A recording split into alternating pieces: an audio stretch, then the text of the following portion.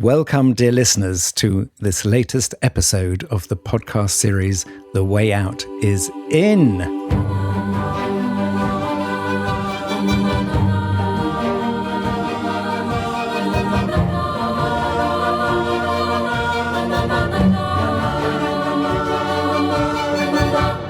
I am Jo Confino, working at the intersection of personal transformation and systems evolution. And I am Brother Phap Huu, a Zen Buddhist monk, student of Zen Master Thich Nhat Hanh in the Plum Village community. And we are delighted, thrilled, absolutely honoured to have Sister True Dedication back for the second week in a row. It's almost impossible to imagine this would happen. Brother Phap Huu, how did we get her back? It's the holiday season, so this is like she's offering us a gift. Yes, and also for those who listened to the last episode, we asked Sister True Dedication at the end is, what would bring you back? Because we want her more often here, because she is wonderful, she's thoughtful, she's deep, and she knows the practice so beautifully and can transmit it in such a wonderful way. And the answer was coffee. She said, if you bring loads of coffee, then I'm here. So we're sitting round the kitchen table of Thich Nhat Hanh's hut, the silent, what's the name of that? A sitting still hut. Sitting still hut in Upper Hamlet. And on the table is a large cafetiere of coffee. And Sister True Dedication is on her second cup. So, Me too. Sorry. And I have to say, they're very small cups. They are. It's not like she's on her second mug, just to be clear. So, Sister, welcome. Thank you so much. And today is the second half of a two-part series, so where we are deeply looking at the heart of meditation. The way out is in.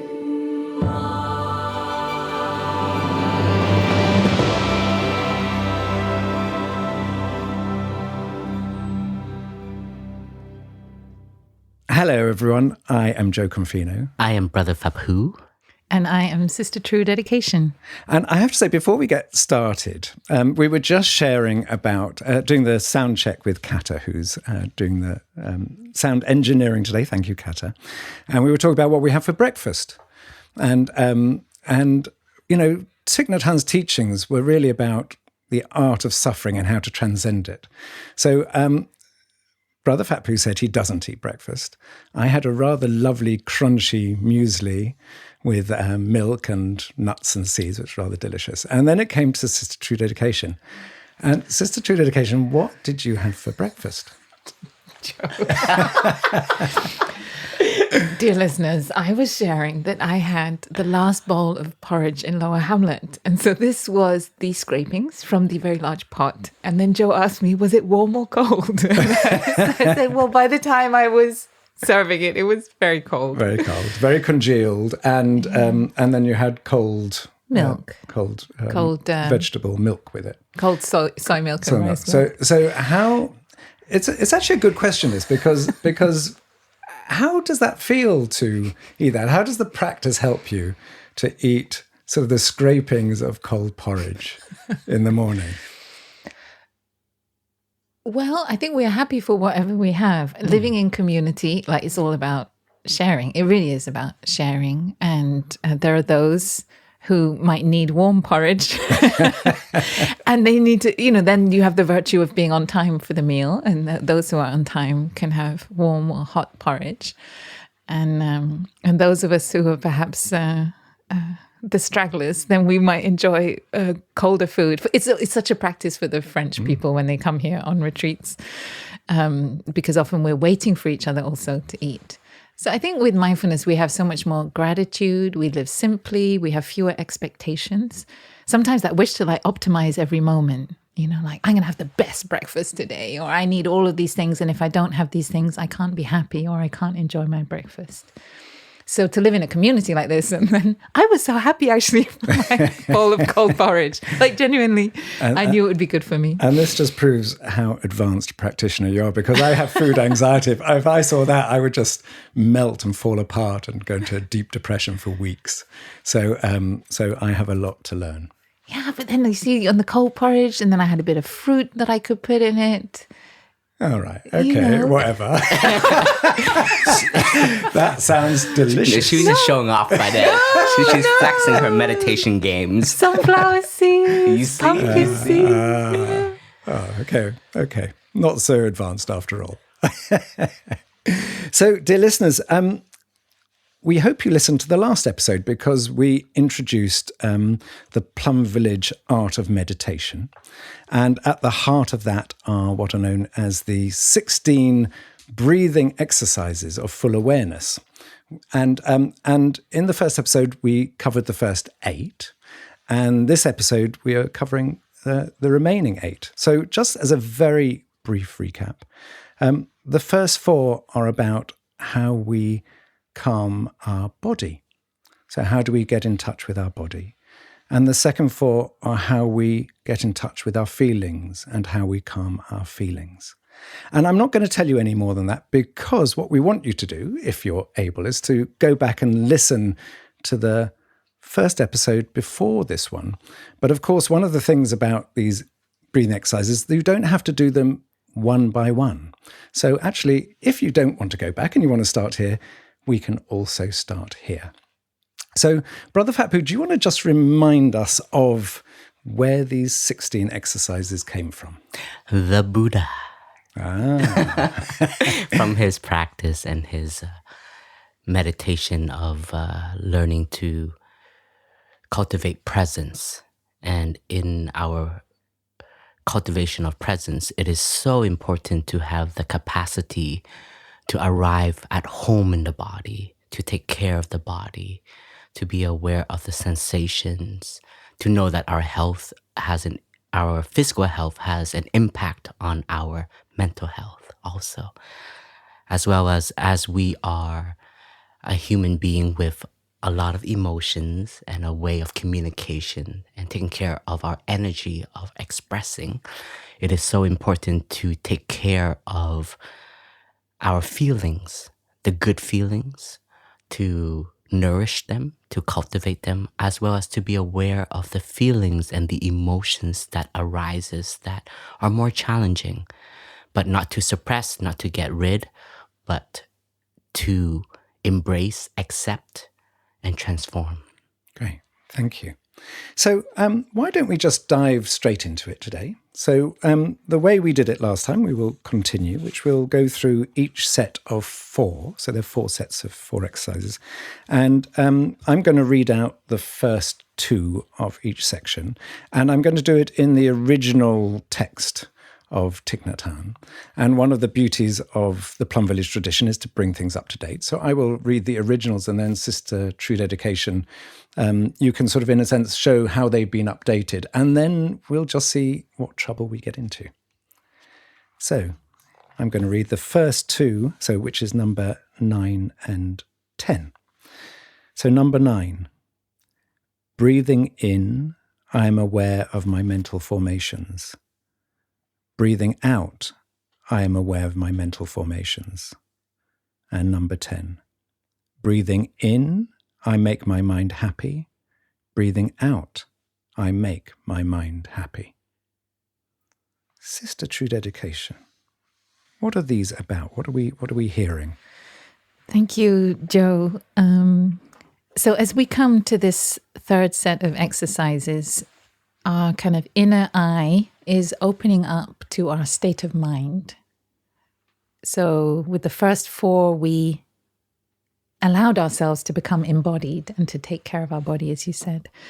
And then we felt all the feels, got in touch, first of all, intentionally with some positive feelings, and then bringing our awareness to more painful feelings. And now with this 9th exercise, aware of the mental formations, aware of my mind, I breathe in. And with the sort of gentleness and warmth, perhaps even smiling to my mind, I breathe out. So what is going on in my mind? So we might have listened to the body, some anxiety or anguish or fear, or we might have felt in the body. Body and mind are together. So as we keep saying, these exercises contain each other. They're a flow, they're a journey. And now we turn our eye inwards, our perception inwards, our awareness inwards. What is going on in my mind? So the phrase here is mental formation. And we love this, especially in our tradition of Buddhism, this term formation, because it means that everything is made of, everything is composite. It's made of different elements. We can even, our happiness is made of lots and lots of different elements that make our happiness. And the same is true of our sorrow or our depression. There are many threads to it, many elements. And that can already, that insight, this just simply the word formation can help us not feel so scared or overwhelmed by our feelings. There's a inquiry here, an investigation. What is going on in my mind? What has come to be? What has formed in my mind at the moment? And so step 9 is becoming aware of our mental formation. And step 10 is, as you said, to make my mind happy, I think is one translation of it. And Thay also used a phrase, also coming from his translations of the Chinese text, gladdening the mind, gladdening the mind. For me, somehow, I have this feeling, I don't know why, it's always like turning on a switch, like a light switch. So there's a kind of like, oh, how can I activate gladness in the mind? So we're in the dark and we're fumbling to feel like what mental formation is there. And we're going to name it and recognize it. And then we'll turn on the light switch and bring a little light to it. For me, that light is always the light of sort of positivity, kindness, compassion, and kind of warmth. And this is really important because if we say we recognize in our mind, we might be feeling, say, doubt. I have a lot of doubt. I'm lacking trust in myself or in others, or I'm having a feeling of hurt and being betrayed, or I'm feeling jealous, or I'm feeling resentful, or I'm feeling shame or disappointed in myself. These might all be phrases that come to mind. And in these exercises, we want to generate an energy of really gentle, compassionate awareness. It's not about any particular state of mind being right or wrong, but acknowledging and seeing and naming what is there. Great, thank you. Brother Phap Huu, can you talk about the importance of naming it? So how does it help to, you have a feeling that comes up. How does it help to say, well, it's shame or it's doubt? Or how does that help? Clarity.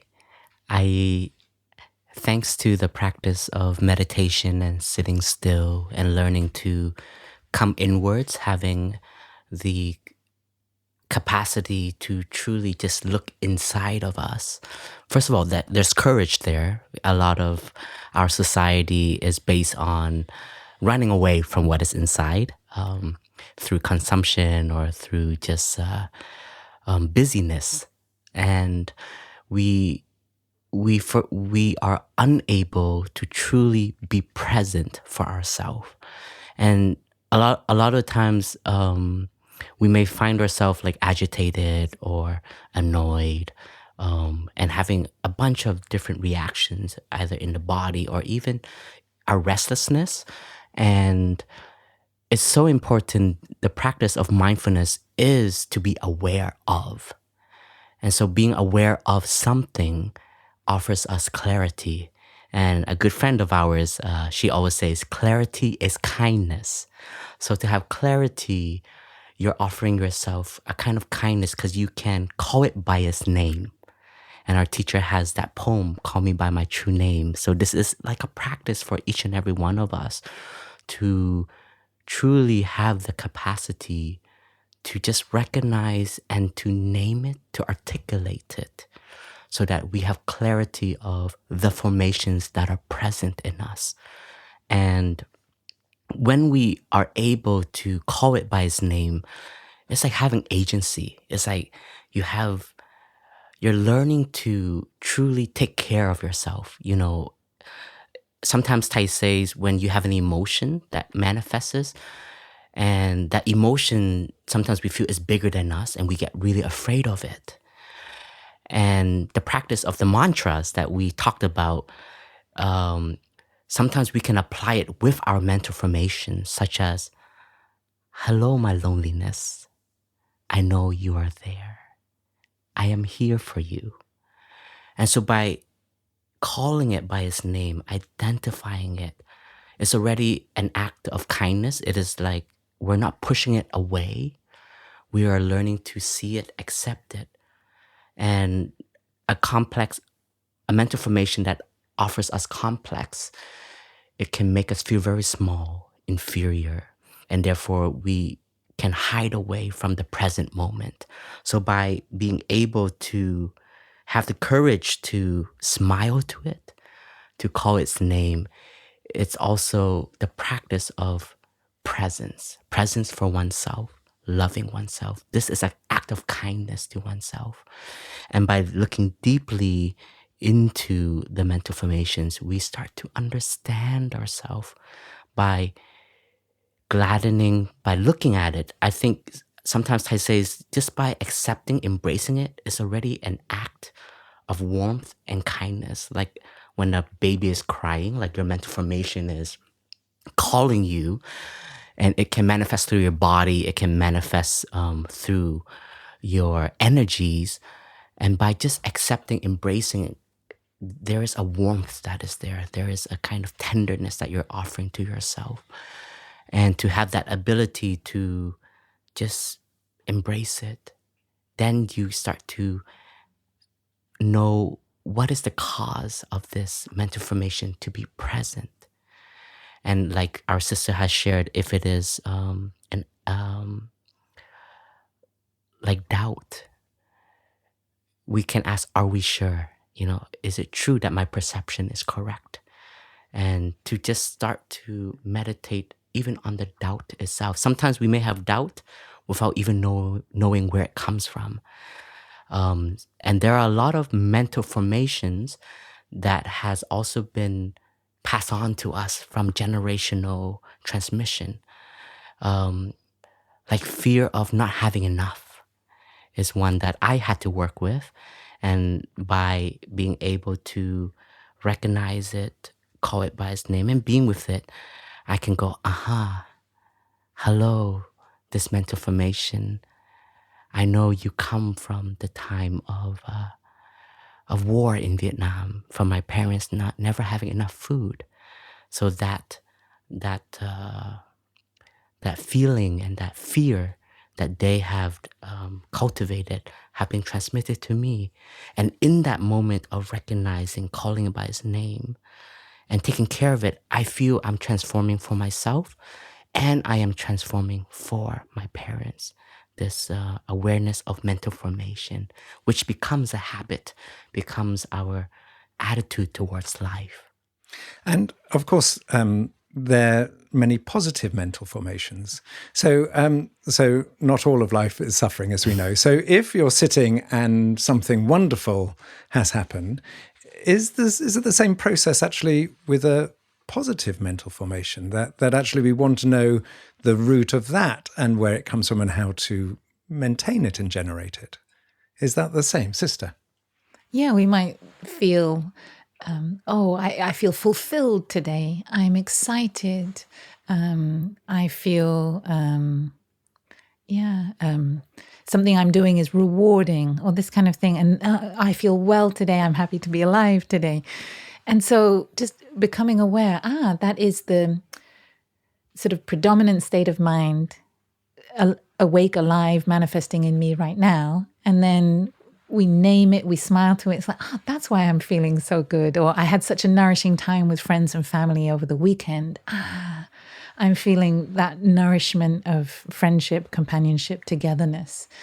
And that is super helpful to be able to recognize it, because then we know I have to make an effort to prioritize this in my life. This is important for my well-being, relaxing time with family and friends, and I need to prioritize it. So even recognizing a positive thing is very happy. And then the gladdening of the mind step is then a moment of celebration. I'm enjoying this kind of positive feeling. And what's happening as we're coming to this 9th and 10th exercise, we could call this like we're in this third set of exercises. It's the third foundation. We've established ourselves in our body. We've kind of become familiar and calm with our feelings. Even the more painful ones, we've sort of tempered them, And so in this step, it's very connected to the previous two. We don't jump directly to the mind, but grounded in the body and our feelings and in the flow of our breathing coming in and out. So the step preceding these two, we've been embracing a painful feeling that is in the body. And in this 9th and 10th step, we're investigating a little bit behind that painful feeling. Did it start in the mind? So if we're feeling anger in the body, then to ask what was the mental formation, then we realize, there was hurt or disappointment or a feeling of frustration or being let down. And so it's as though we're stepping behind the feelings into the mind, what has given rise to the feeling, right? That's in the mind. And if we've been able in the first 8 exercises to establish quite a calm presence, this 9th exercise, aware of the mental formation, is like curiosity. What's going on? And some of us, we may have developed a habit of just being quite at ease on the cushion. But it can be that a certain habit of numbness has established itself in us. And this exercise really challenges us to ask, what's going on? What's really going on? And one time when I was really going deeply into these 16 exercises in a silent retreat with Sister Gina, and we did sessions of 45 minutes of sitting at a time. And so I had plenty of time to go through each of these phases of the set of 16 exercises. And I just couldn't hear myself. I was sitting on the cushion. I was like, I don't know. What is my state of mind? My mind is mind. I'm sitting here. I can hear a bit of the pipes in the radiator juggling. I can hear the cars go by. Like, what is my state of mind? And I realized, I have to, it's like kind of like a cat approaching a mouse really gently. I have to be so kind with myself. So then I kind of used my childhood nickname. And so Which is? I knew as soon as I said that, I knew. No. Okay. Well, one of my nicknames. So it's what my grandfather called me, was Tashi. So it became very soft. And it was like, so Tashi, like, what's going on? How are you? How are you? And it took a while to say that in such a way, in spaciously, kindly enough, gently enough. How are you doing, Tashi? How are you? Really to my inner child, to my inner self. And in that moment, boom, the mental formation presented itself. And it actually builds on what Brother Phap Huu just shared. And suddenly it was clear as a bell. It's funny that, it was a feeling, but it was able to find itself clothed with words. And the words were, I'm so lonely. And it was as though something had sort of emerged into the light, something that was in me that I hadn't been able to name. So when you ask Jo, why is it important to be able to name it? It's because we're actually living with these feelings like day in, day out, every moment, every hour, and we don't actually know like what we're feeling. And somehow some part of me was like, of course I'm not lonely. I live with all these people. I've chosen to live with these people. I'm surrounded by lots of inspiring, great people I want to learn from. Somehow it just didn't seem possible to me that could actually be the feeling. And so to have that openness and curiosity in this 9th exercise, am I aware of my mind? Like really what is there? And so this also gets super interesting in terms of Buddhist psychology, because our mind, it has different layers and different depths. So we can be carrying a feeling in our mind without knowing that we're kind of carrying it. And I would really say my loneliness, it's a feeling, yes, and it's partly in the body, but largely in the mind, and also because of how my mind was processing my daily life. So unconsciously, I'm processing my daily life, and perhaps even without words, non-verbally, I'm experiencing all sorts of moments as lonely moments, and I didn't know. And so I'm feeding the seed of loneliness in myself without even knowing it. And so it was such a breakthrough for me. So I guess after that experience, I now feel when my practice of the 16 exercises is working well, is when I can turn inwards, ask a real question of myself. What is coming up right now? What is alive in me? And get a real answer. And in a way, I guess the more unexpected it is, the more real I kind of know it is. But or just the more honest it is. Even if it's something I might be ashamed of feeling, and to allow it to be there like that. And I'm breathing in, aware of the loneliness, breathing out, embracing my loneliness, breathing in, Tashi, you're lonely. Breathing out, I'm here for you in that recognition that you feel lonely. So this is how we are applying this practice. And we may want to stay with this step for quite some minutes. We could stay quite easily with this step, being rooted in our body, rooted in the feelings that then might, a bit like fireworks, loads of feelings maybe around whatever we're hearing is the mental formation that's predominant in us at that moment. So it might be shame, it might be disappointment, it might be denial, it might be all sorts of things may be going on. And with our breathing, allowing all of that to be there, calming it and keeping a concentration and a focus on what our consciousness had revealed to us. So, loneliness, just being with it, following my breathing. And it's interesting because there's a way to have both. So there's the awareness of the breath, because we've really established this full body awareness. The breath is flowing in and out, and we're seeing and feeling that mental formation kind of in our consciousness. And that can happen all at the same time. And the awareness of the breath coming in and out is accompanying the awareness and recognition of that feeling. So we're sort of welcoming it. Thay would sometimes say, like inviting a friend to tea in your sitting room. So it's like, loneliness has come out of the cupboard and it's now sitting and we're having a cup of tea. We're sitting here breathing and being together. So for me, I think the spirit of curiosity, openness, kindness, non-judgment, and then spending some time with whatever mental formation we have recognized. Beautiful. Phap Huu. And can I also add that sometimes in meditation, practicing this step, it also offers me a moment to reflect on an emotion that I had earlier also, like the way I reacted. And I have a time to investigate also, how did that make me feel now? So it's also, this practice on the 9th is giving us an opportunity to investigate our day or the moments we've had that we may feel in a particular way in this moment. There was a moment that within the monks community, I was very vulnerable and I was even hurt. And I expressed in a way that to share that I was hurt. And later on, that sensation, that feeling still stayed with me.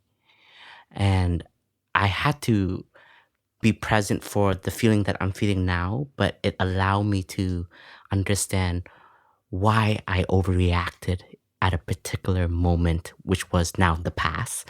And it just gave me clarity. It's because I was so overwhelmed. If I wasn't overwhelmed and if I had more space in my heart and in my schedule, I wouldn't have reacted that way. And I had to be honest with myself, because by reacting in that way towards a community that I truly love and I've given like my soul to, I had a bitter taste afterward, and it stayed with me for a while. And to just name it, call it, and investigate and offer yourself clarity to the sensation and feelings that you had, and even hurt, because I felt I had to say something because I didn't feel understood, and that not being understood was very hurtful.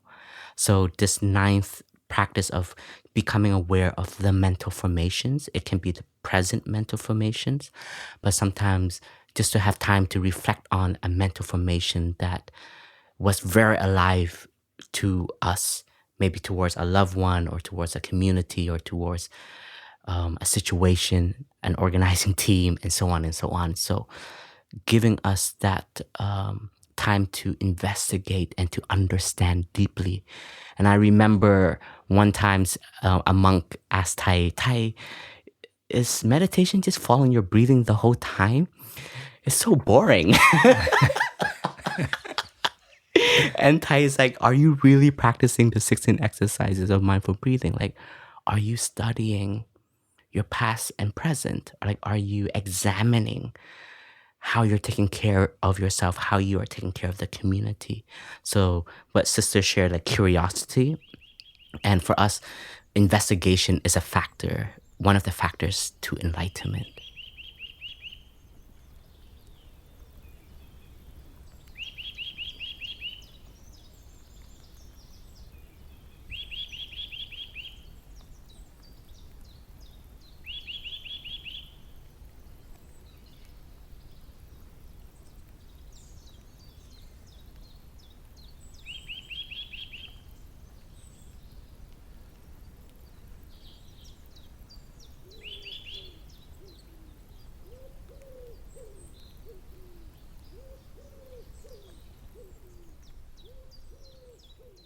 So there's a question forming in my mind which hasn't got clarity to it, but it feels important, because what I hear you both talking about is what we're really doing is getting to know ourselves better. We're starting to recognize actually the feeling is not a feeling outside of us, but a feeling inside of ourselves. And Thay talks about sort of experiencing the body, and the feelings in the feeling, and the mind in the mind.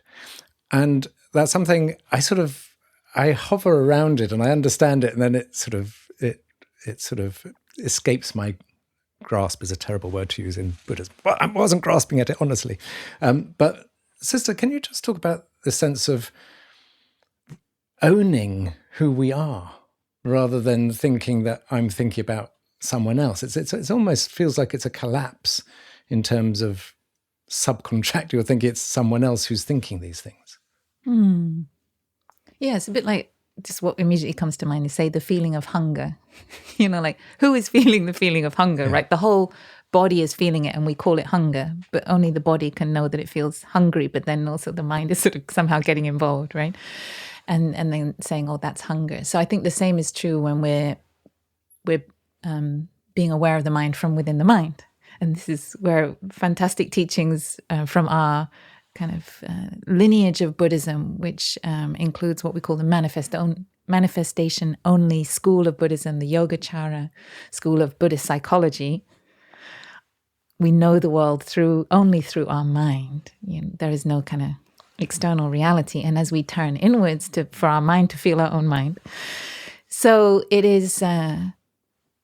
It is a more. Sometimes we describe it as a more subtle form of awareness, right? Whereas the body is a more gross, gross in a kind of technical term. The body's tangible. And that's why that is the first foundation. We can feel the body. We know what's going on there. We can feel the tension. And if we want, we can lift up our hand and massage where the area of tension is. Then moving into the feelings, it gets a little bit more subtle. Where are the feelings in the feelings? And then coming to the mind is much more delicate. And sometimes our quality of presence, if we're coming in with maybe an aggressive energy or a dominating energy, like, okay, I'm going to clean up my mind today and I'm going to have a clear mind by the end of this sitting, we may bring the wrong kind of energy, and that will already affect the state of our mind. Then the state of our mind does exactly become the battlefield, the struggle zone that we don't want it to be. So this is why the quality of our practice in the first two foundations with our body and feelings is so important. And also our way of relating to ourselves in our daily life is so important. If we brush our teeth like we're fighting with our teeth, with so much force holding the toothbrush, if we wash the dishes with the force and aggression just to get them done, then it's only natural that that same kind of force will come to this question when we ask the mind, what is my state of mind? And we will not have that sort of openness and ease. And so in my own practice of this, I felt like I have to kind of confess, like even the practice of following my breathing, I really came slow to. Because again, it was this cat and mouse thing. I felt every time I tried to find my breath, it disappeared. Like, it was just like, oh my gosh, how hard can this be?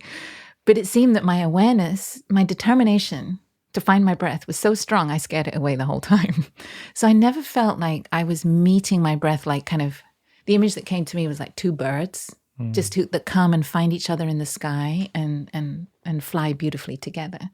And I had to find that way of being with my breath, to be able to meet my breath without changing it in any way, to come to it so non-aggressively, so gently, with such friendship and non-harming and curiosity.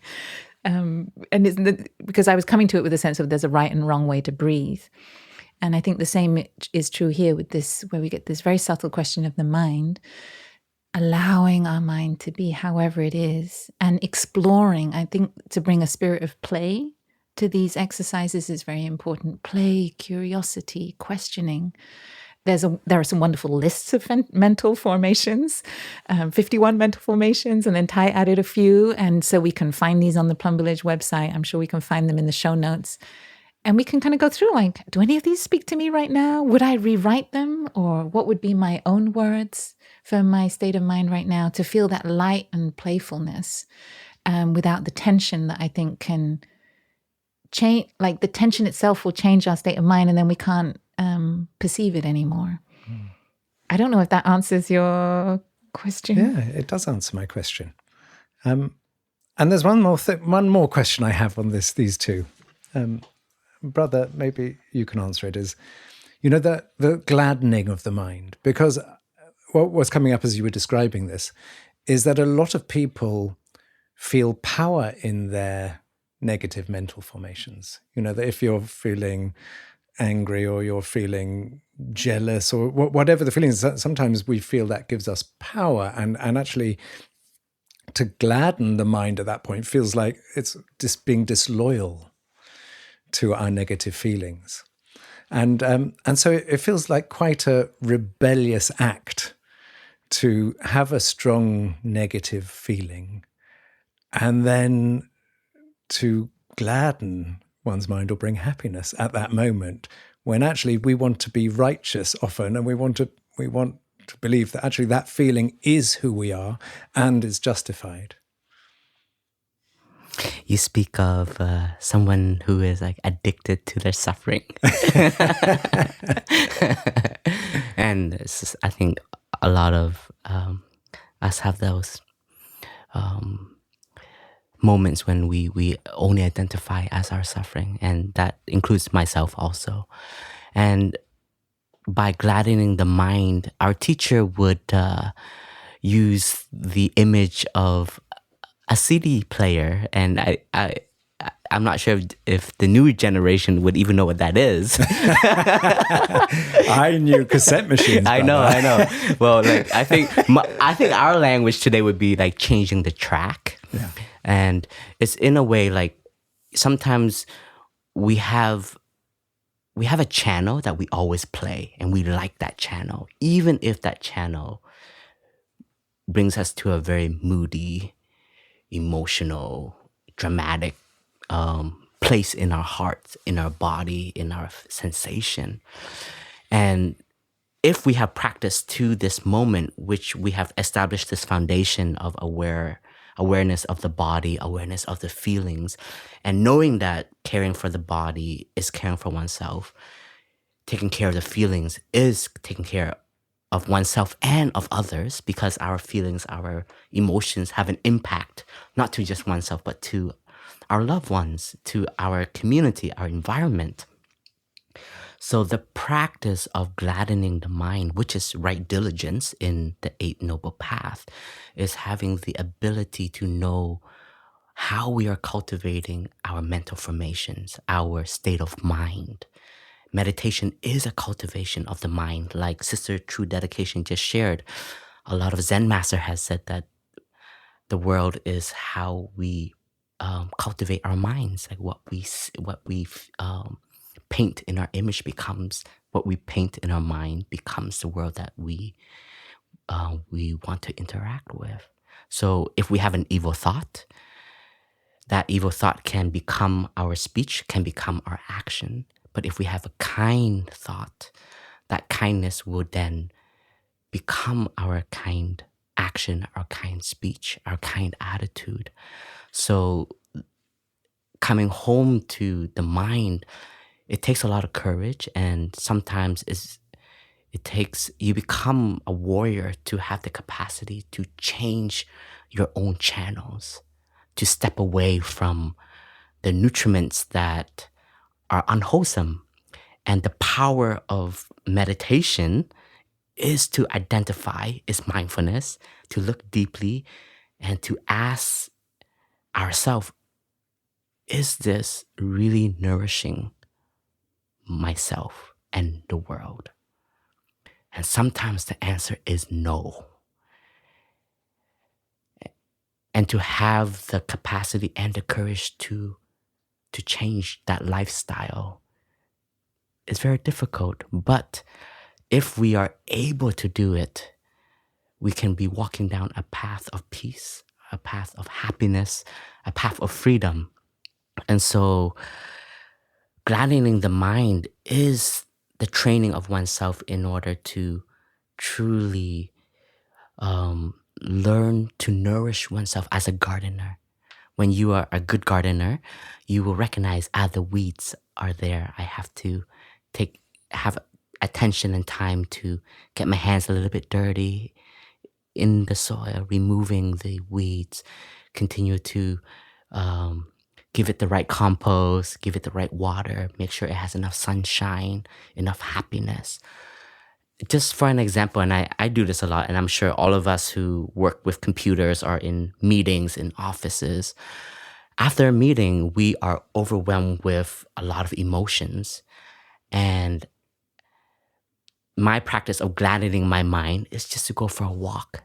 You want to change the energies around you, right? And we know that nature is a very safe refuge for us to refresh oneself, as well as to let nature take care of ourselves. So gladdening the mind can be physically, like in the body, where we choose where do we go, listen to the sound of the waves, listen to the rains. We've been having a lot of rain, and some of us just enjoy walking under the rain in an umbrella. That can be a practice of gladdening the mind. Or sometimes it is to intentionally just sit and do nothing. And you asked me, like, what has sitting meditation helped me in the last episode? And I think what I wasn't able to answer is sitting meditation has allowed me to truly just sit there and learn to do nothing, and just to be with the breath, and to really just let the breath become the rhythm that guides me in not becoming anxious, care for my worries. So worriness is a channel that I play a lot.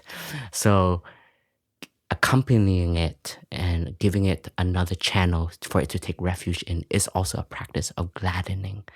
And by taking care of our wholesome mind, there is healing in that moment. There's transformation in that moment. You're giving yourself confidence and faith that you are able to have different state of minds, and you're able to cultivate wonderful mental formations in our daily life. Thank you. Is there anything else that we want to say about these two? Sister? Yeah, I would follow up on what Brother Phap Huu just shared. And this gladdening our mind is exactly that. It's kind of a declaration of freedom around the mental formation, around our feelings. It's like, I have the freedom to choose here. I've seen I'm angry. I know I'm angry. And I know I'm more than my anger. And my anger is a seed, and that is a seed that has manifested as a formation in my mind consciousness. But I am more than that. So I think there's something very affirming. And like you said, we trust in something, we have faith, we are claiming a freedom in this step of gladdening our mind, which is like, I am angry and I have the right to take 5 breaths in peace and freedom, because my anger isn't all who I am in this moment. I'm so much more.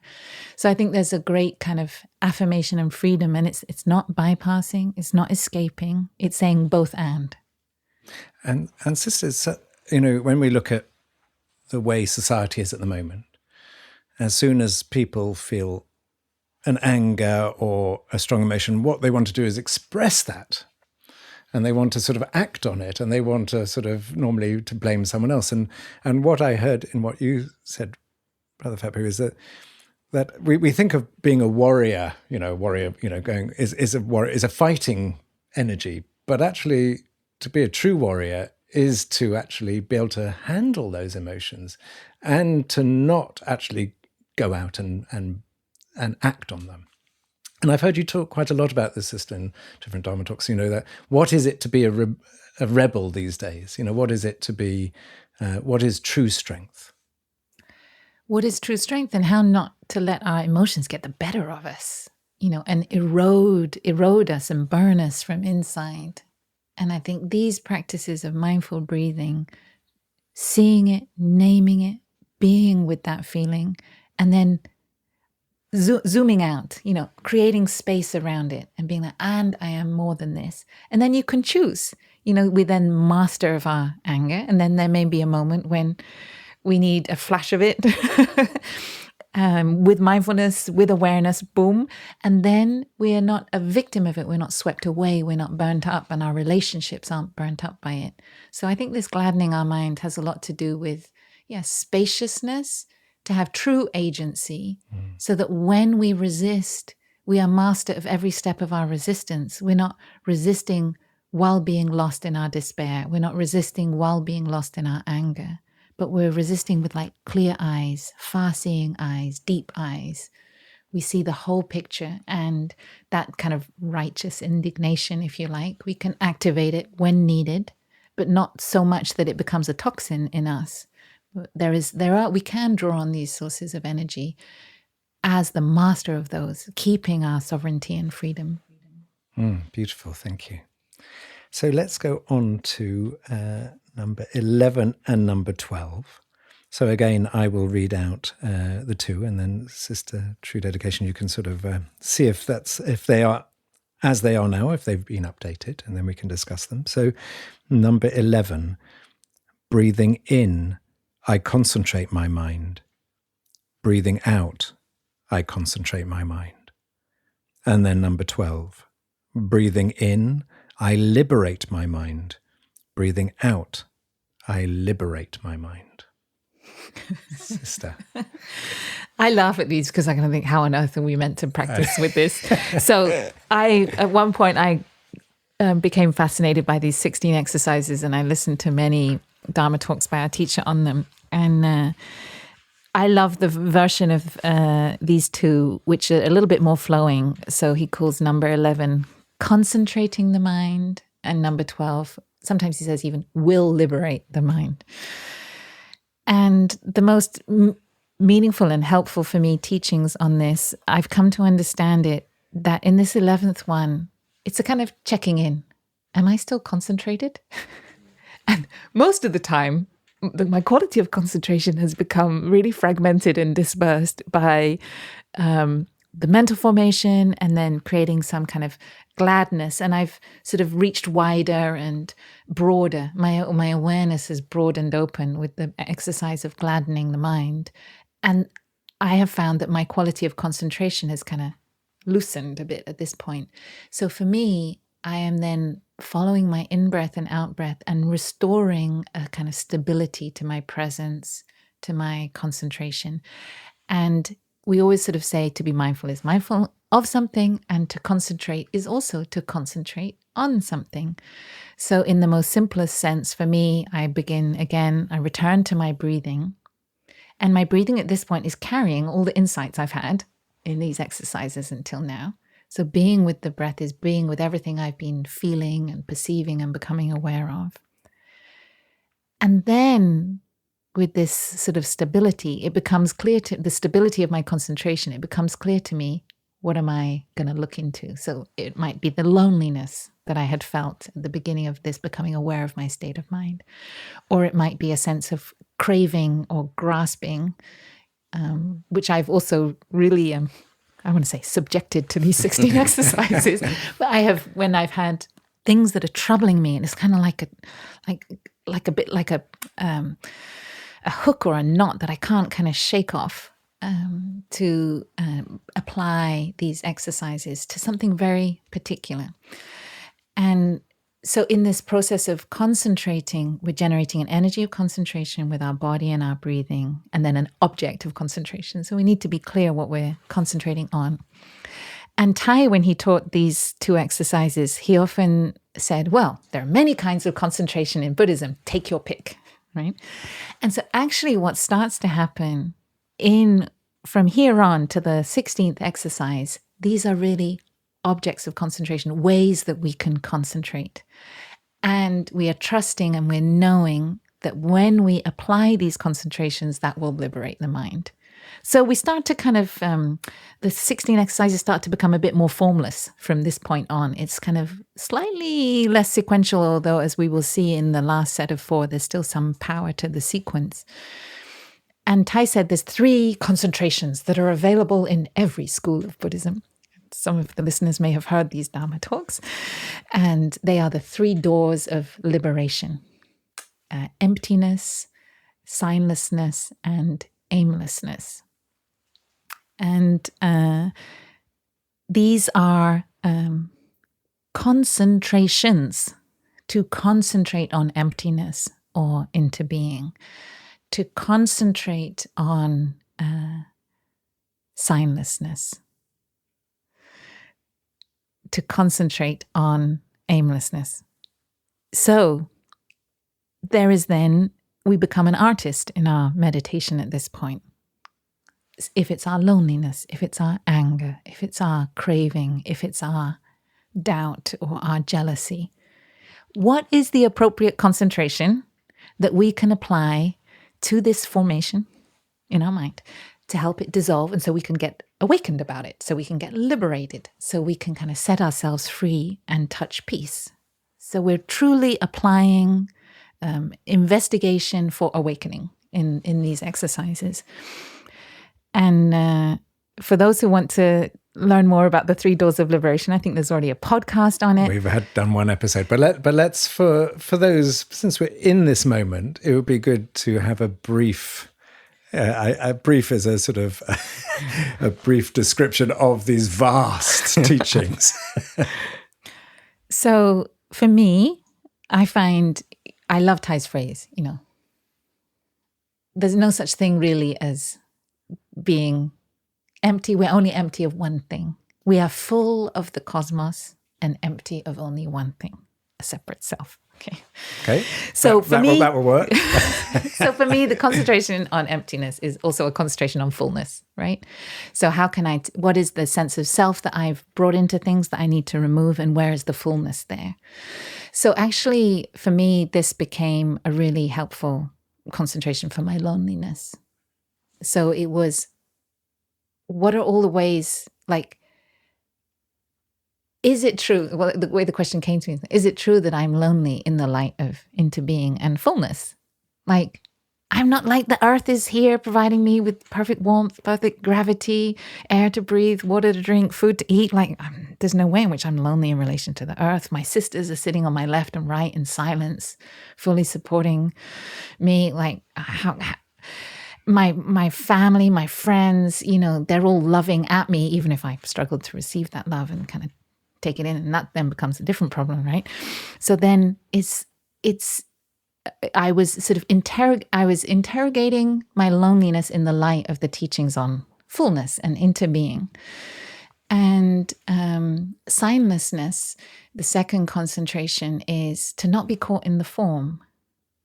And I started to realize that I'd been living all these moments as an individual, but that was a mistake, a misvision, a misperception of actually all these moments that I wasn't lonely at all. Like I was living them kind of in community, but also that I wasn't seeing the ways in which connection was being offered to me or coming to me. And I was kind of, we always say about how lonely we can be in a crowd, but it's up to our mind whether we're lonely in a crowd or not, right?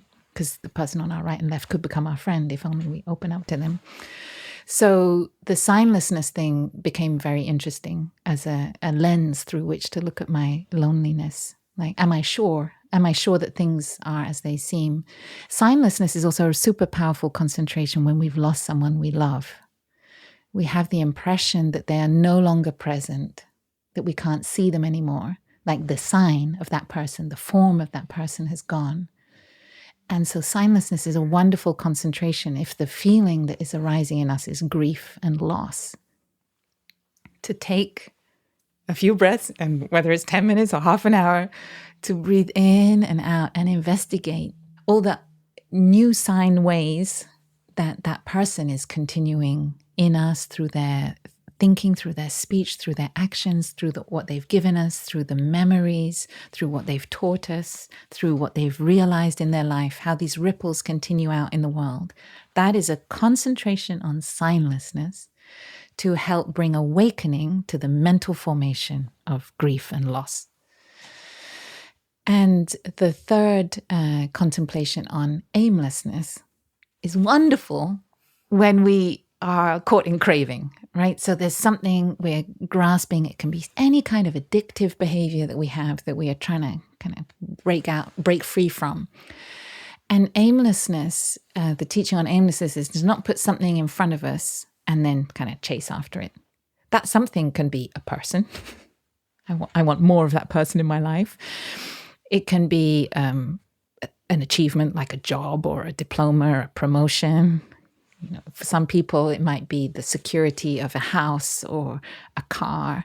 Yeah, even the feeling like we have to know what our career should be, or we have to know a direction we're going in, right? We somehow think that there's going to be something. We've got to have this object of seeking. And then we orient ourselves towards that. And that can create in us mental formations of craving, of grasping, of feeling that we lack, of feeling that we need to get more of that thing. And like say, I don't know, say you would like to have a partner and then you suddenly think, oh, then you need to be more beautiful or go more to the gym, or, you can have all these kind of things that then kind of come up into, so I can be the person that can get that thing that I need. And we can lose our present moment, lose our happiness, lose our sense of kind of fulfillment. And so whatever it is, the mental formation that's troubling us, like the feeling of not being good enough, we under the lens of aimlessness, we then say, what is it I think I would need? Like, what is the story I'm telling myself about what I would need or who I would need in order to be happy? And that idea of happiness is standing in the way of my happiness. That is applying the concentration on aimlessness. You identify the aim and then you kind of free yourself from it. Is it true? Is it true that only when I find that perfect partner I can be happy? Is it true that only when I get that mortgage can I be happy? Is it true that only when I know the purpose of my life, and the direction I need to go in, or I get that perfect job, that I can be happy? And we have all the deep teachings of Buddhism and many wise people around the world who can enrich our understanding of what we need to be happy. So this would be some examples of how we can apply the 3 doors of liberation that can sound like a really intimidating teaching, but actually they're very simple and powerful lenses to bring to a particular mental formation that is getting in the way of our freedom. And by applying these lenses, we can engage in an inquiry into our mind and our beliefs, if you like, and then set ourselves free. And then that is the 12th step. We're liberating the mind, liberating ourselves.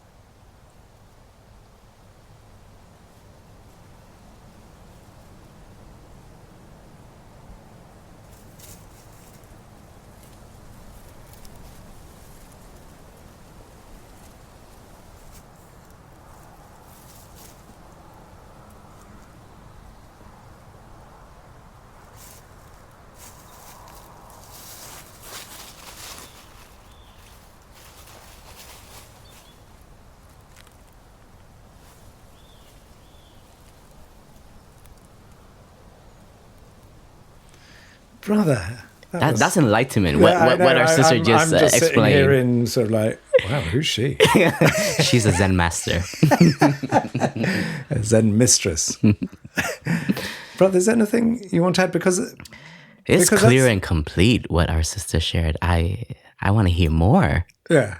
Well, get the coffee brewing. So, but brother, one thing I'd like to ask you around that is, what sister's saying is, in a sense, by letting go of the craving, by really understanding what is arising in our mind, and being able to calm it, and to then really concentrate on what is it that's happening, we can liberate ourselves.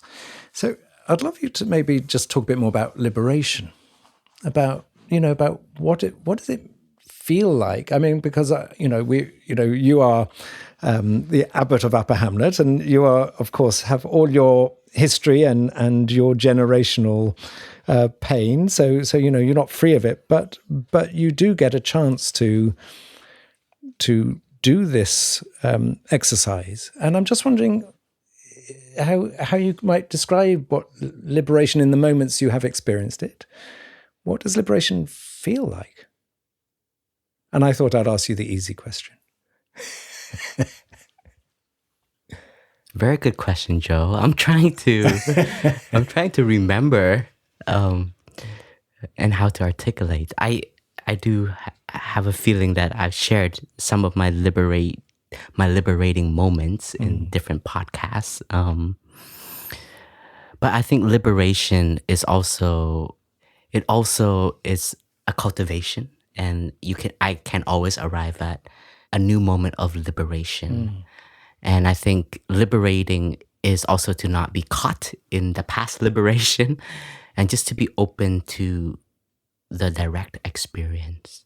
And I think, okay, something that happened in this rains retreat was I was feeling very overwhelmed entering into this rains retreat. By just, I think, the whole year of 2023, like myself, Sister True Dedication, and a few others, we've been a part of some amazing retreats and amazing teams and curation and offerings, and we're also limited. And I think entering into the Rains Retreat, I felt quite depleted in energy, and I felt there was no more of Phap Huu to give. But I felt that there was still energy of wanting to consume me, or consume my sister, consume my community. And entering into the Rains Retreat, I started to recognize, like, why is my attention span so much shorter now? Why am I hiding away from folks in my community? And all of these little habits that were starting to manifest. And the practice on the third category is coming home to the mind in the mind, like recognizing all your mental formations. And I was able to just say, Phap Huu, you are so overwhelmed. Your cup is so full. You can't receive any more. Even love, like even feedback, like good feedback. And that moment of just recognizing, oh my goodness, I just need to ask for support, to ask my community to have some compassion on me, to give me a little bit of space. And that moment of just accepting that is also accepting that I'm limited, and my pride wanted more. My ego has a higher aim. And my responsibility that I felt I was holding was goal-orientated. And just coming home to the present moment and recognizing that I wasn't serving from the heart. And that's why we took a pause in the podcast, because I didn't want to be fake on explaining things and offering, because it's very vulnerable, these podcasts, these moments that we create together. It's like suddenly, Sister True Dedication is sharing to the world her nickname that was And what she had for breakfast. and what she had for breakfast. You just don't know what's going to happen in front of these microphones, and it comes from the heart, right? That's why I feel this podcast is so nourishing for us who is sharing. But when I start to recognize that there was no more aspiration and motivation, I just take a step back and to look and to accept. That is liberating. And to accept in order to then know what to do and what not to do. And sometimes it's as simple as just sharing to your beloved ones, I need a little bit of space. And sometimes I think like my own ego, my own pride doesn't allow me to say that, because I have assigned a view about myself that I have to project always toward my brothers, my sisters, my community, the world. And what Sister True Dedication was saying, this concentration is to really just look at what is blocking us from freedom so we can have freedom. It sounds very simple, just like it's right there in front of us, but the barrier most of the times is our own pride. And that's why in Zen, the emptiness is always the emptiness of a self. But if we know that we're full of everything, and you just open your heart and you allow yourself to be vulnerable for 2 months, it's okay. Nothing's gonna stop you from still being loved. Because sometimes I feel like if I show this side, then people won't see me anymore, right? We create that own perception. So a moment of liberation is calling our mental formation by its name, and then investigating it, saying, aha, my cup is too full. And then in our schedule, it's quite packed. But then there are moments like, okay, I'm just going to take some time off in these little pockets in the week in order to nourish oneself and to give permission for that to also, so you can act on your insight. And that liberation touches into being, because if I care for myself, if I'm free for myself, then I can offer freedom to my brothers, my sisters, my community.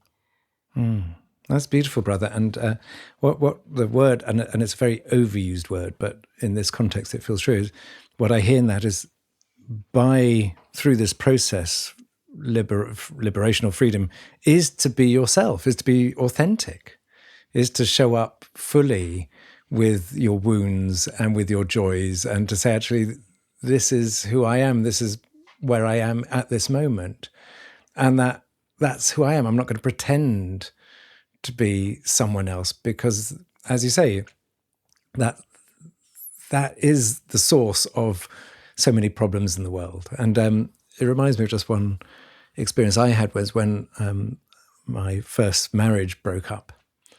And I had been coaching people, and I had been taught this, or had heard this phrase, which was I was told it was a Korean proverb. It said, even if the sky were to fall in, there's a way out. There would be a way out. And whenever I was coaching people, and they reached rock bottom, I would tell this metaphor, and then I hit rock bottom, and I couldn't find a way out at that moment. And I just stopped coaching people, because I realized if I can't live by what I've been saying, then how can I be there for someone else and just say something that I can't fully stand behind? And it was only when I found a way through that I was able to sort of come back to that. So it feels like it's allowing ourselves to be tender and allowing ourselves to be human. Maybe liberation is about being human. Sister, anything else before we move on? I think that's beautiful, and I feel the sweet taste of that freedom. Yeah, the freedom to be ourselves, just as we are, the freedom to relax and open up to the moment as it presents itself in us and around us. Thank you. So we're on to the last set of 4. Da, da, da, da, da. So let me read the next 2, 13 and 14. So 13, breathing in, I observe the impermanent nature of all dharmas. Breathing out, I observe the impermanent nature of all dharmas. And number 14, breathing in, I observe the disappearance of desire. Breathing out, I observe the disappearance of desire. Sister, has there been an update on, were those words updated by Thay? Yeah, thank you so much, Jo. So for our listeners, the word dharmas here is not dharma with a capital D, meaning the teachings, but it's dharma with a small d, meaning phenomena. So all that is. So the exercise 13 is contemplating the impermanent nature of all that is. And then what's interesting here, and actually maybe we could probably take all 4 of these. So we'll do these 2 and then the next 2 and take the whole 4 of this set together. Because Thay was very curious to change the order of them. So to have letting go of desire. So should I read the last 2 now? That would be wonderful. And then we will do the rejig. We can mix it up. So in the original traditional, it was number 15 was breathing in, I observe cessation. Breathing out, I observe cessation. And number 16, breathing in, I observe letting go. Breathing out, I observe letting go. So those are the last 4. Oh, wow. Thay has really updated them. Absolutely. So in the translation that Jo was just reading from, that's from the Pali canon. And as we were sharing before, we also have access through Thay's mastery of classical Chinese to the Chinese canon. And Thay said to us that the order in the Chinese canon kind of makes a little bit more sense. And the order in the Chinese canon is contemplating impermanence of all phenomena, then contemplating letting go. So letting go would come second. So to release things, we'll get to that in a moment. And then the third to be contemplating, sometimes you could say abandoning desire, but Thay just said contemplating non-craving, which is very interesting, very accessible. We can play with this in a moment. And then the final one, we have the word cessation in the traditional language. And for Thay, this is nirvana, the peace, the freedom of nirvana, or the ultimate. So this last set of 4, traditionally we'd say this is the set where we're exploring the objects of mind, the phenomenal world. And so they go in this order: contemplating impermanence, contemplating letting go, contemplating non-craving, and then contemplating or touching the ultimate, the peace of nirvana, the peace of freedom, the peace of awakening, the peace of having nothing to do and nowhere to go. So this set of 4 is really another set of 4 concentrations. So we had the first set of 3 concentrations of the 3 doors of liberation, and this set of 4 concentrations: impermanence, letting go, non-craving, and nirvana, or the ultimate. And in the very last months of Thay's teaching, he said that these 7 concentrations are more than enough for a lifetime of practice. And so here we have 7 beautiful doorways to freedom.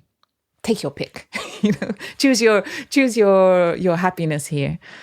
And these are very, very kind of powerful teachings.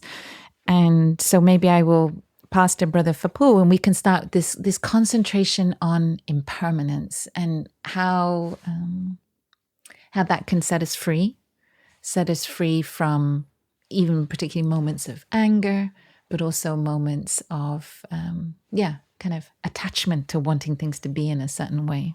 Okay.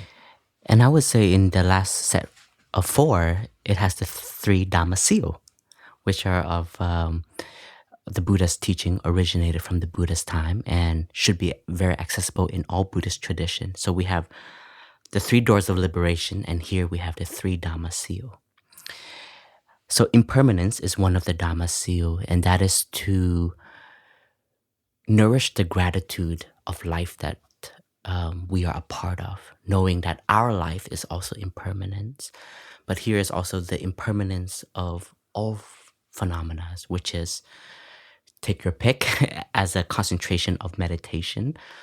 We, I think, as a community, have practiced the impermanent nature of our teacher, but to see the continuation body of impermanence in each and every one of us, in the community, the trees that he has planted, the energy that we can be in touch with by sitting in this hut, the stillness that he has transmitted.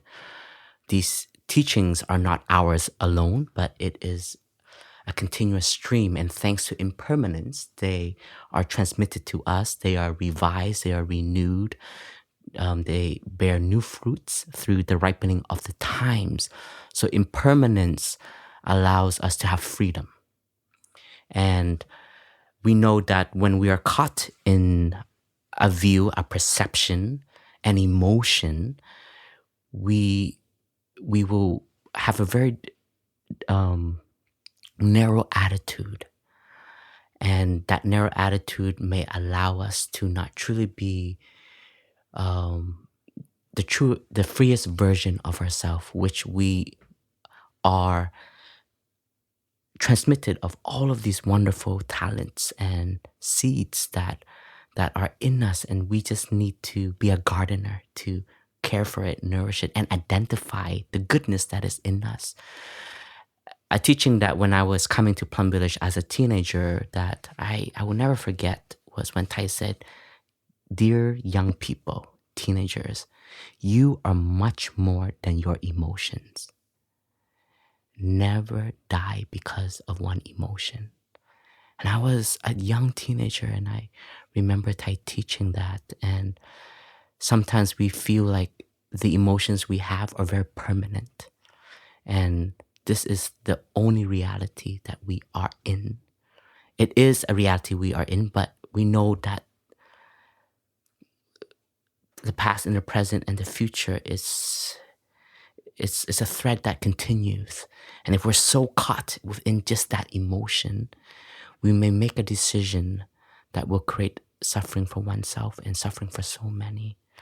So to be aware that our emotions comes and goes, and that we can have freedom of knowing that because that we have an emotion that is present, but it will also cease to exist and a new emotion will come. So to have a more open view, and of course impermanence of life. And Sister True Dedication just mentioned on the concentration of signlessness. And thanks to impermanence, new life has an opportunity to manifest, to come. And I think meditating on nature can teach us a lot about impermanence. And we have to know that these contemplations is to help us be more free, be more liberating. So it's an object of mind. Maybe it is an emotion. Maybe it is a situation that we are in, a relationship that we are having, and it's very toxic or very bad at the moment. And we think that it will always be like this. But impermanence teaches us that there is space for it to change, because we come and we go, our emotion comes and go, and we're also always changing. And if you really understand impermanence, then you are letting go, aren't you? Because if you believe that something is fixed, you're going to grasp it. But if you know it's going to change, then to try and grasp it is like trying to, it's like watching sand go through your fingers. You can't hold on to impermanence. So you are, in a sense, already letting go of things. And I think letting go is also a power in Buddhism. There's so many Dharma just within the 16 exercises of mindful breathing. And I remember one time Thay said, Thay can just keep teaching the 16 exercises of mindful breathing and bring in all of the Buddha's teaching. And I think letting go, especially for practitioners of meditators, is very important. I have some friends who are part of our 90-day retreat, and one of them is so attached to his first experience in Plum Village, which was at a retreat 3 years ago. And he arrives and he was very disappointed in the first month because he doesn't feel that experience is present anymore.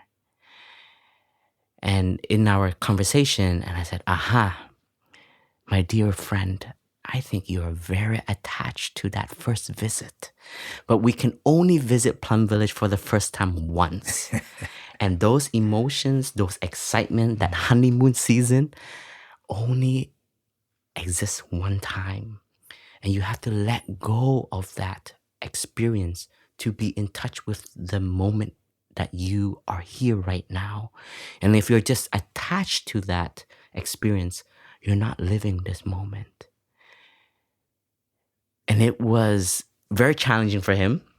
And I do believe that he was able to let go of it. But even in our experience of meditation, of peace, of, let's say, a blissful moment. And I've heard this a lot of retreatants and practitioners of having that moment of bliss and it's gone. How do I get it back?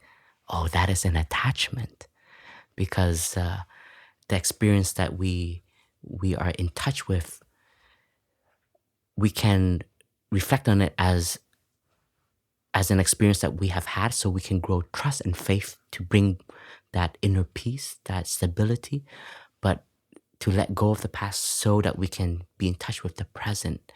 There may be peaceful and blissful moment right here, right now, but if we are just attached to the past experience, we are not allowing ourselves to really touch life in the here and now.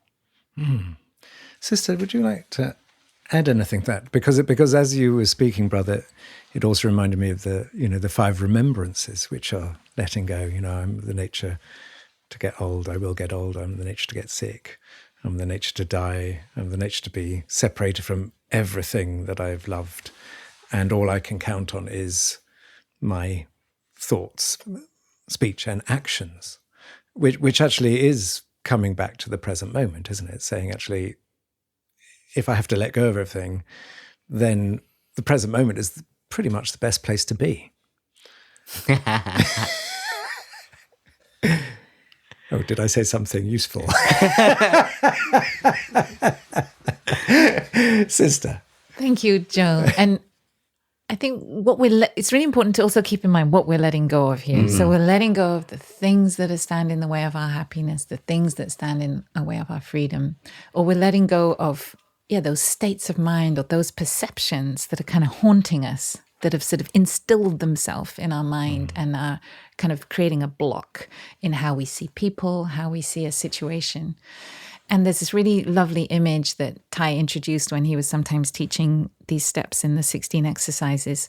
He said that the letting go has been taught by Zen master Thich Nhat Hanh, who was the first Zen master that brought Zen into China from Vietnam. So our kind of original patriarch master in Vietnamese Zen.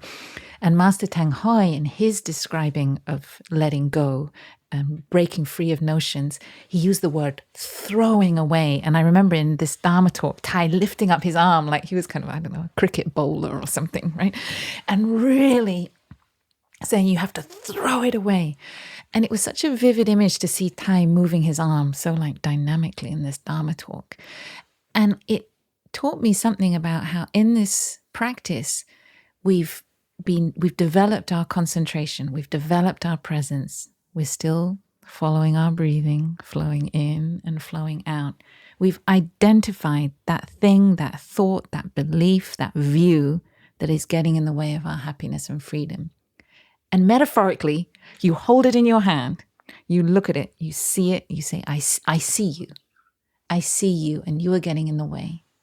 And I declare my freedom. I throw you away like a cricket ball or whatever kind of ball we all want to throw.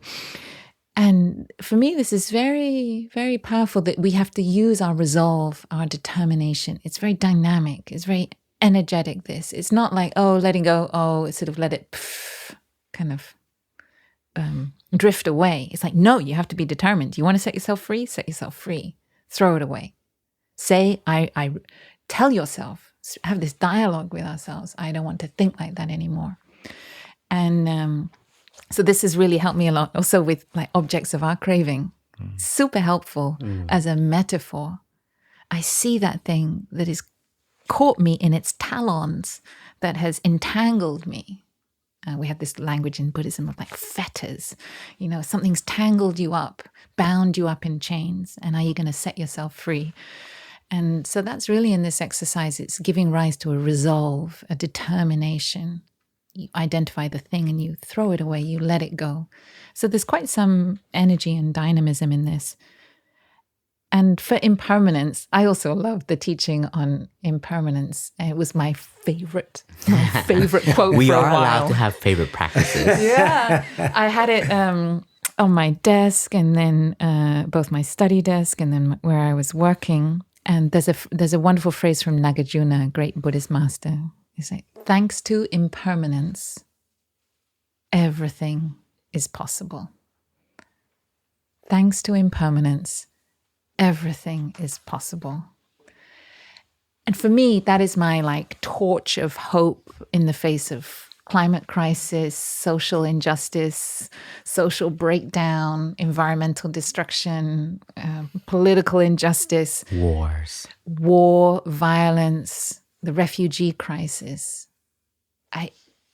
Everything can change, and the direction of change, if the will is there, if the insight is there and the compassion is there, that direction of change, the impermanence can go in a positive direction. Thanks to impermanence, everything is possible. We may feel completely stuck in the depths of the ocean of our despair and depression. But thanks to impermanence, that depression can have a day when it will no longer be there. That depression is surviving because it has sources of food. That depression is a mental formation. It is composed of different threads. And one by one, identifying, finding the threads that are feeding our depression, we can dissolve our depression. We can find a way through. And thanks to that impermanence, everything is possible. The future is not known to us because of impermanence, and that's good news. So for me, I really enjoy the teachings on impermanence. And they actually have really helped me in moments of anger. And I would just say one thing about this, which is such a simple teaching that Thay has given, which is to contemplate the friend or loved one that we are angry with. And in that moment of anger, ask yourself, where will they and I be 200 years from now?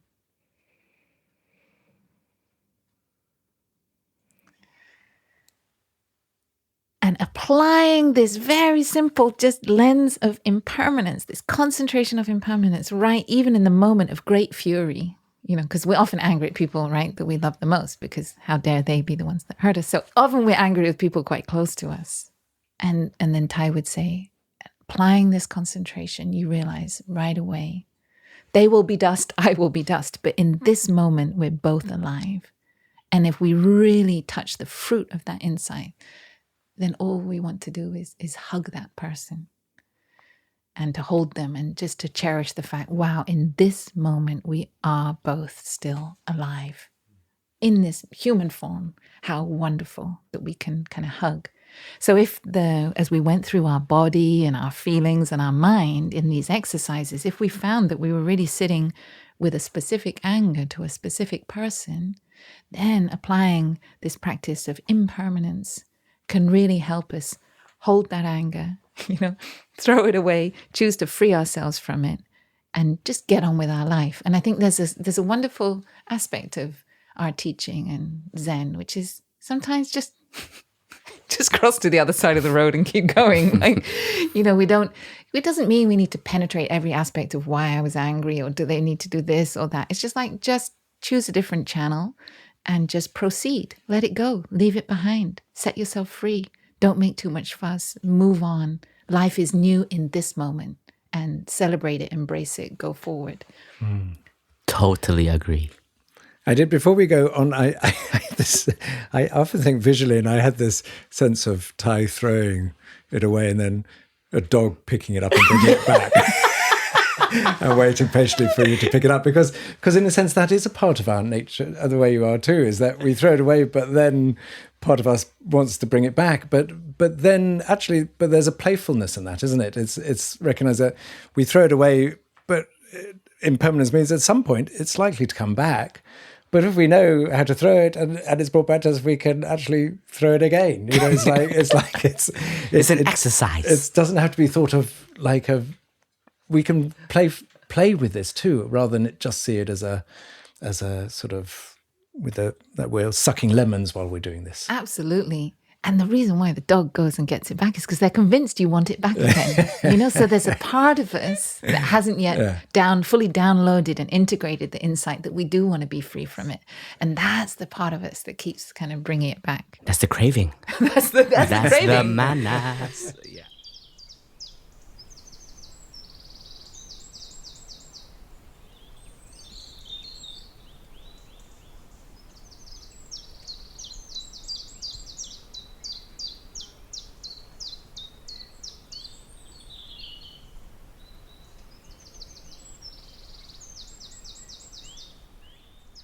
So let's talk about, because you've talked about, in a sense, the first two of this for you, but you talked about it as a flow. So let's flow into the next two. Brother, do you want to start our journey? No, I like it when sister starts the journey. Yeah, so do I. Yeah, sister, take us to the finishing line. Let's of course, go. There's no finishing line. But Okay, so the 15th exercise is contemplating, in Thay's rendering, is contemplating non-craving. And then the 16th, touching the ultimate, the coolness and peace of nirvana, of being free. And when Thay would teach about non-craving, so let's assume we were in our meditation looking into something we were addicted to. So we've been aware of that in our body, some kind of the feeling of tension and craving in the body itself. We've been aware of that in our feelings. We've embraced the pain around it. We've calmed that painful feeling. We've come to the mind. We've seen the ideas we have about why we are kind of hooked on that thing. We've tried to gladden the mind, get a bit of space around it, but it's still there. It's still the object of our concentration. And in this exercise, we bring the lens of kind of understanding how craving operates. And Thay said it is like a hook. And we are like the fish that's happily swimming in the lake or the river or the ocean. And there's a fisherman with the fishing line and a lovely bait on the end shiny, of the bright hook. That delicious squirming worm or whatever it is. And we are the fish, and somehow we are only seeing the bait and we are not seeing the hook in the object of our craving. And so in this exercise, we are kind of asking ourselves the question, what is the hook? What is the hook that I haven't named, that I haven't seen, that I haven't acknowledged truthfully to myself? Whether that craving is coming to us through the fridge, through our screens, through our way of working, maybe it could be we're a workaholic, it could be any kind of craving that is expressing itself in a way that we're losing our freedom from it. So we sit, we make the resolve, we sit, we breathe, we are looking deeply, and we say, I won't get up until I've seen the hook. What is the hook? The craving could be a person that we're deeply attached to. What is the hook here? What freedoms is this taking away from me and taking away from them? So we sit until we can really see the hook and I had quite some fruits of this practice one time, and I was like, oh my goodness, I saw like 5, 6, 7, 8 ways in which there was a hook hidden in this thing that seemed so delicious, so appealing, so wonderful, so kind of like, yes, there are some sensations that are very lovely, and the body likes them, the mind likes them, our habits like them. And here is where we use our clear sight to say, that is the hook. I know it, and I'm not going to deny it to myself. I'm going to be kind of really radically honest with myself in this moment. This is how it is corroding me. This is how it's draining my energy. This is how it's becoming a toxin for me. This is how I'm losing my freedom. And sister, before we move, just would you like to give us an example of that, just to bring it into a sort of practical? So it could be just like eating a donut. The hook in the donut is our health. It's our distraction. It's our thinking. It will take us away from a moment of pain rather than actually feel into our pain. It can be anything, can't it? Yeah, it could be a donut. It could be a great TV series. That is. You see, at the beginning, these things can be medicine. I just want to laugh at that comedy show. At the beginning, it's medicine. And then at a certain point, it shifts from being medicine to being an addiction and to being a habit and to being a hook. And then before we know it, we're losing sleep. We are losing our time for our family and friends. Like many of us, I think we feel we don't have time for our family and friends. But how are we spending our time? What are all the hooks that are pulling us in all these different directions? So this also has something to do, with the also practices around moderation. So it's not that of itself, I guess this is the thing. It's not that of itself something is necessarily toxic, but it can become, like we may really care for someone and in the beginning it's good, but then we become obsessed with them. We want to start managing their life or, controlling their behavior or wanting them to be a certain way and so on. And so what starts well can shift into something else. We want that other person to transform in this or that way. And we think we can't be happy until they do that. We're kind of craving for them to be different than they are. And we may then set expectations, and then our demands on them become a kind of hook tearing the relationship apart. So this is just anything that's really getting in the way of our peace and freedom and seeing people as they are in their true nature, or seeing a thing as it is. So like money, like of course we all need a certain amount of money to survive, right? But then in the pursuit of money, we can kind of intoxicate ourselves, but also delude ourselves that our success, our worth, our security depends on that money, and there's a kind of hook in it. And I guess this can also, apply at, societal and national levels. Also, there are things that, endless economic growth, a little bit of growth at some point seemed like a really good idea. And now it's become this sort of terrible systemic mechanism that's destroying our planet. And that's the absolute hook. And so you have to kind of reel back. But in these exercises, we're really starting with ourselves, our own body, our own tendencies and habits around wrong perceptions we have about what we think we need to be happy. Great. So I'm just freeing myself at this moment from coming up with such a ridiculously stupid example of a donut when you're talking about, the future of the entire planet. But I will spend the rest of this podcast freeing myself from my feelings. So that takes us into, so if we are able to free ourselves from our cravings, if I'm able, then we head into a rather beautiful space, don't we? We have our capacity to touch the ultimate, to touch the deep dimension of reality, of our true nature, which is sort of beyond an idea of being a separate self, but really to touch the way in which we are deeply connected with all that is, across time, across space, that we are beyond the sign of this body, we are beyond the form of this body, that we are so much more than we think. And the image Thay often had for touching nirvana or touching the ultimate is the wave and the water. And I really love this image. And sometimes Thay would say that we think we're waves, not bobbing up and down. We think we are waves rising and falling on the surface of the ocean. And we are very excited to be rising, and we might have even some fear about falling. And we may compare ourselves to the other waves. And we have the sense that, we're a wave on a journey.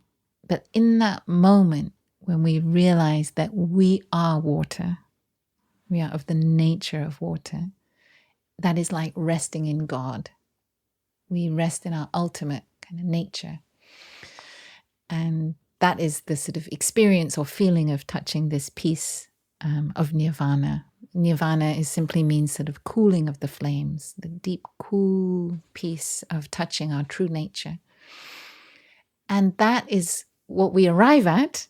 That is what we can realize when we can free ourselves from the wrong perceptions, the strong feelings, and everything that was kind of getting in the way of us touching our true nature. So that is the fruit, if you like, of the 16 exercises of mindful breathing. Brother Phap Huu, we talked about authenticity and the reason we're all sitting here around Thay's kitchen table is because of Thay and because he was such a living example of the teachings. And I'm just wondering if you can share a bit about how, this was expressed in his life, in terms of the as sisters said, the fruits of the practice. How did that show up in your experience of Thay? One of the four Dhammasus of Plum Village is go as a river, and going as a river is like to be free and to interbe with everyone, everything that is present. And with Thay, I never felt that he was trying to be more than any of his students. And it allowed, I'm speaking for myself because everybody has a different relationship with Thay. And I just felt, because he was so free in his presence, not running after anything. Of course, Thay has a deep aspiration to transmit, to support, to guide, but he was teaching from a place of love and freedom, and allowing his students to have the right time and space to grow. And I think as a young person coming into the community who I was growing up with a lot of pressure to be very successful, to live up to the sacrifices of my parents. And so I was coming in with a burden, and then I translated it into a spiritual life, which is to be worthy enough. And I feel that kind of pressured, I was able to touch freedom when I was with Thay, because Thay was in nirvana, I would say. Like, he was just present. He was just sitting there enjoying a cup of tea. It sounds really simple and like it doesn't sound special, but when in that moment you're with somebody who is not trying to consume you, who's not trying to like tell you what to do, and just allows you to be exactly who you are, and then trusts you, look at you in a way that is loving, is encouraging, there's freedom there. So the little wave can see the big wave, but see that it is also the essence of water. And now that Sister True Dedication just mentioned that story, I feel so lucky that I can recall moments where I was able to be in presence of nirvana. And I dare say in those moments, I'm just present with Thay. And saying that gives me a little bit of goosebump right now. And I feel like that is a peace that comes from within, And Thay has said like, there is no way to peace. Peace is the way. So that cultivation of nirvana, that cultivation of freedom becomes the freedom that you offer everywhere you go. That mind of love, that mind of openness, that ultimate, which is interbeing. And it's so hard to put into words these sensation and these experience, and I'm trying my best right now. But I felt that a heart of service that Thay was able to offer himself to the world was, there's no craving behind that. He's not doing this to become a superstar. And that's probably why not many people knew of Thay. Like you have said, right, Jo? Like he's the famous Zen master that you never heard about. The most famous, no one's ever heard of. Because but everyone knows about him. Right. But he wasn't, that wasn't his aim. Yeah. His aim was just to offer the teachings because it has transformed him. It has offered him solidity, transformation, peace, and a way through, a way out. And being with him and in his presence, that walking the talk was real. And him embracing like he is the water. And to show all of us little waves around him that you're also of the nature of water. Don't ever forget that. And I think that is a guidance that is not through just words, but through real presence. Thank you both. So I want to bring this conversation, as we've been talking, I was thinking about someone in a city who's living a very busy life, who maybe 2 or 3 times a week grabs 10 minutes when they wake up to meditate or to sit quietly. And for someone like that, I'm just wondering whether, these 16 exercises can feel like quite overwhelming, right? Well, I've got 10 minutes. You want me to do what?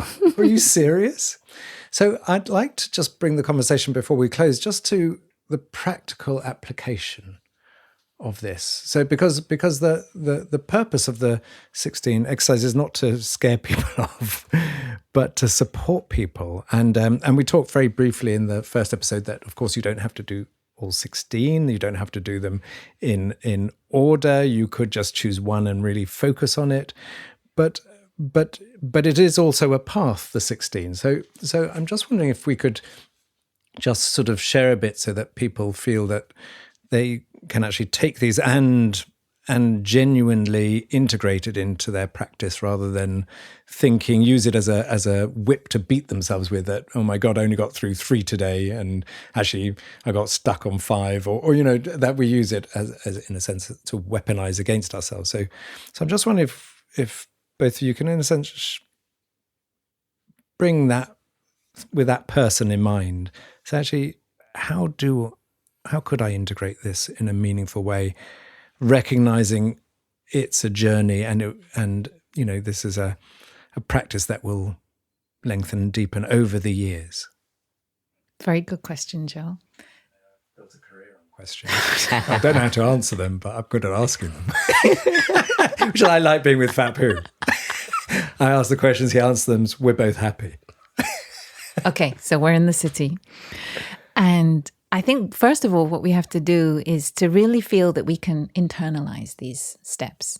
So there's really a question, like it's just about like memorizing them, having them on a piece of paper. And I think we'll create a little image for you. I did this as a novice. I wrote them on a little card, and I still have that somewhere. So, for example, those first 4, identifying our breathing, following our breathing, aware of our body, calming our body. For me, I'd actually say we can do this while walking through the city.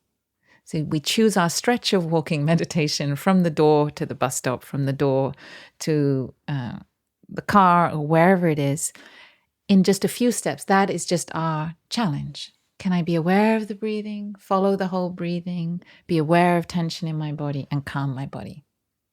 Cha-ching. Okay, already first 4.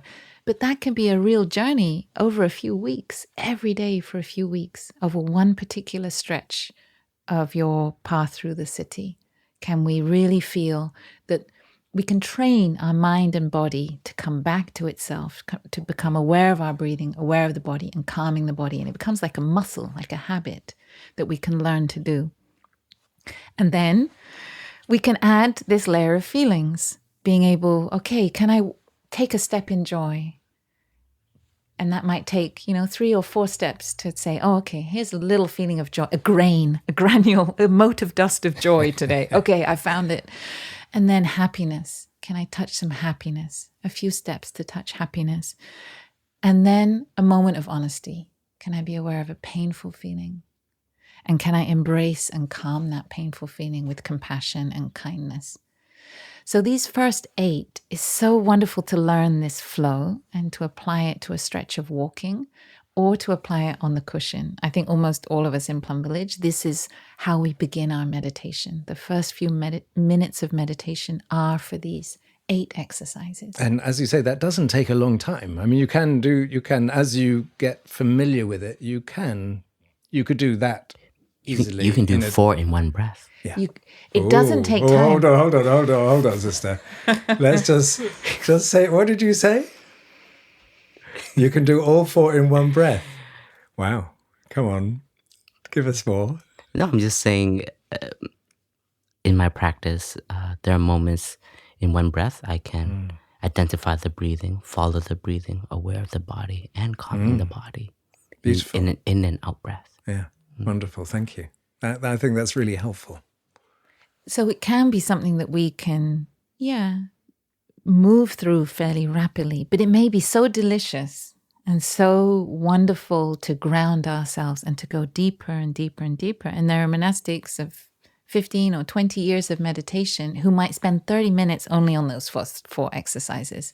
So we listen to ourselves. And I think one reason why it's so lovely to master these 16 exercises of mindful breathing is we then have our own kind of internal guided meditation to follow. Because when we listen to a recording of a guided meditation, we're following the pace of the person who's given the guidance. The idea with these 16 is they're yours. They're yours to keep and take to heart. They're yours to play with. They're yours to experiment with. And to take as long or as little as you need for each step, and to feel, to listen, to really respond to your own body and mind and 5 skandhas, everything that's going on in you. What do you feel drawn to in these 10 minutes or 20 minutes? Where would you like to spend your time? What would you like to listen to? This inner ear of listening and looking. And so I think then, having established ourselves in the body and the feelings, then just to be able to train ourselves in meditation to come to this question. And what is coming up for me today? What is the mental formation most present in me in this moment? And as Brother Phap Huu was saying, that might be the imprint of something from earlier in the day, from earlier in the week. It may be something that's been kind of hanging over us, even for a few weeks. Can we name it? And can we challenge ourselves to name it? And then once we've named it, can we create that space, that gladdening, some light and warmth around it, some space around it? Just simply getting this far, that's already to exercise 10, is a great training in learning to be honest with ourselves, to be authentic, to be curious, to investigate, to hear what's going on, and for our energy of mindfulness to be the strength, the stability, and the compassion that allows us to see and feel what's going on inside.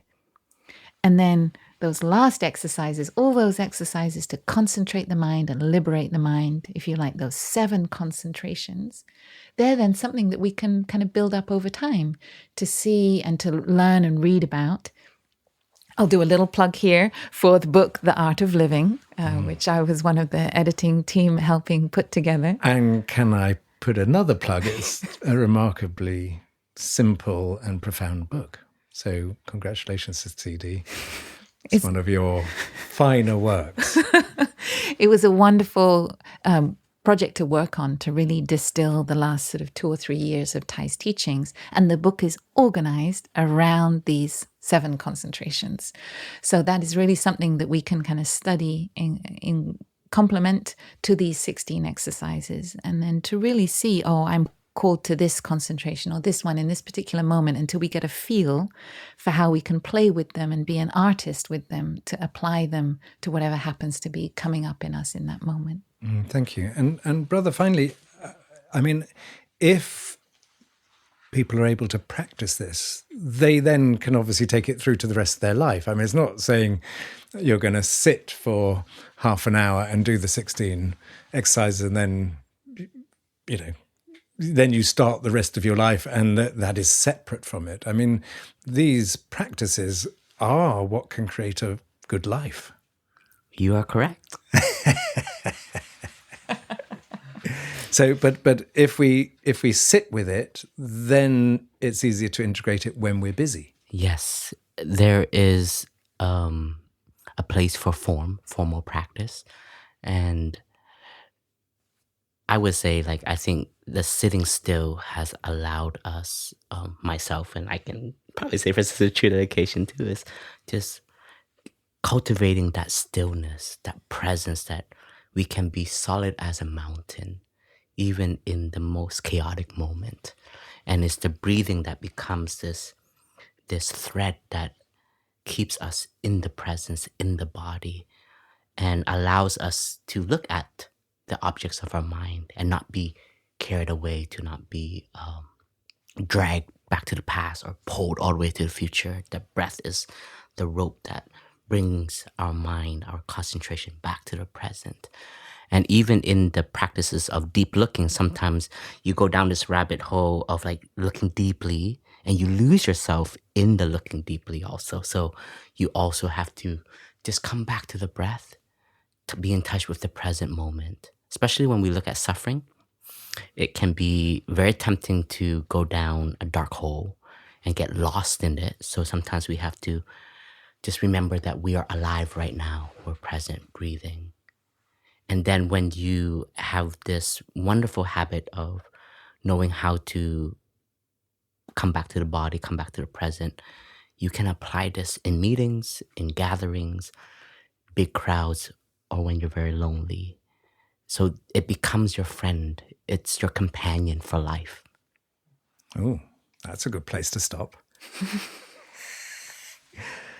Brother Phap Huu, Sister True Dedication, I feel very full and I feel I need to go off and sit with this.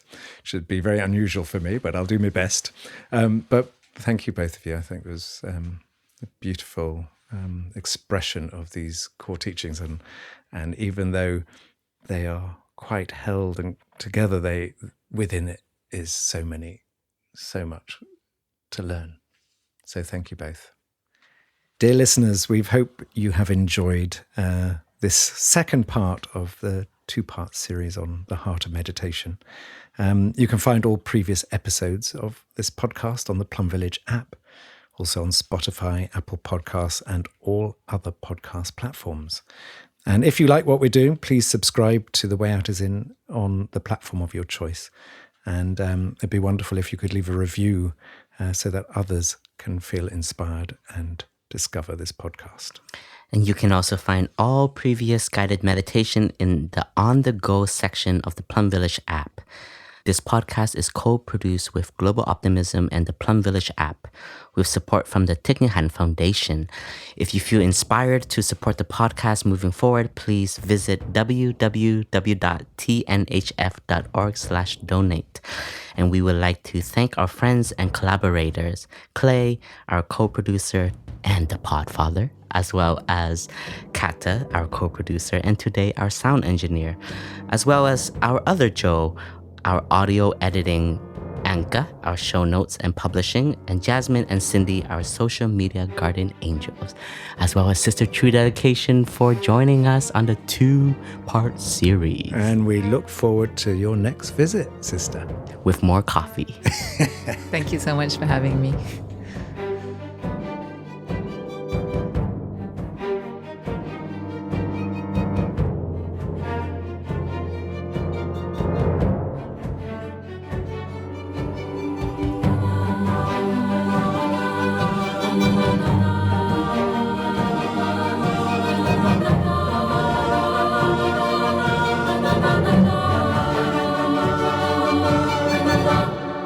The way out 16th.